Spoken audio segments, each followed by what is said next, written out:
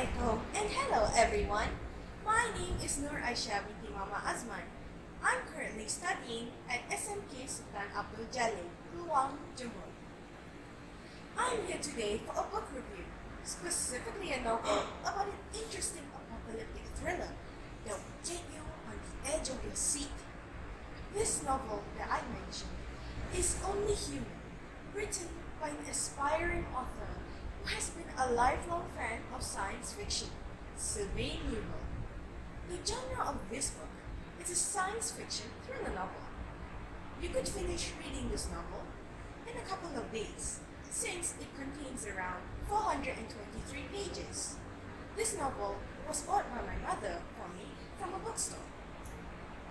Only Human is currently the ending of this amazing science fiction thriller trilogy made by the author, in which has opened the eyes of many readers that the forces from the outside world may not be the one to destroy mankind, but instead it's the humanity itself who will be lobotomized by its own race. The story circles around physicist Rose Franklin and linguist Vincent Kocher with his young daughter Eva. Those three protagonists have been living freely on a foreign planet in a community of humanoid beings called the X. But with the obsession of Vincent to give Eva some semblance of normalcy for her life comes the great cost of potentially losing her. Most of the conversations of the characters and the adventures in the novel took place in planet Azman and Earth itself, but much more terrifyingly different than the Earth we know today. Only Human is about how humanity can be so damn cruel and insane in order to reach their respective freedom goals. Yet what they do is actually destroying humanity itself with unruly domination of many parts of the world. As time ticks, the three homesick protagonists will have to survive their interrogation and restore the sanity of mankind by putting a stop to the actions of the countries respective of the domination. This book has mainly been such an astounding adventure for the characters as they all waited, exasperatingly passively, for something to happen. And as readers, we do too. This book is just full of tension, anxiety, friendship, and trust, as it taught us that anyone may use you for many, many horrible things, or should they willingly trust you to help those who are in need. You can feel how the tension is just too hard to go through, especially with many questions at hand, and where to put your trust between the characters. Sylvain truly did his trilogy justice with his twist of an ending, and well delivered the messages of how humanity currently is through this novel. The book's pretty sluggish at the start, but with the plots adding up one by one, it became extremely and positively action-packed.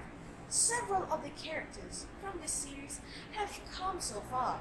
Thus, with the lovably clumsy climactic battle, state of the world now resolved, with a momentarily impactful sacrifice on a last-minute twist. The book doesn't quite have that much of emotional weight for the story, but the suspense is what the readers, including me, are here for. The author has made this book understandable, since it does relate to the current situation with our real-life world right now. This book has been such a roller coaster of events for me, with inspiring values from decisions made by the protagonists. It truly gave me a more realistic view of what the world around me is. Only Human shouldn't just be seen as a boring sci-fi adventure with countless hours of unnecessary robotic fights. It's more than that. The message delivered should be heard and truly taken by everyone.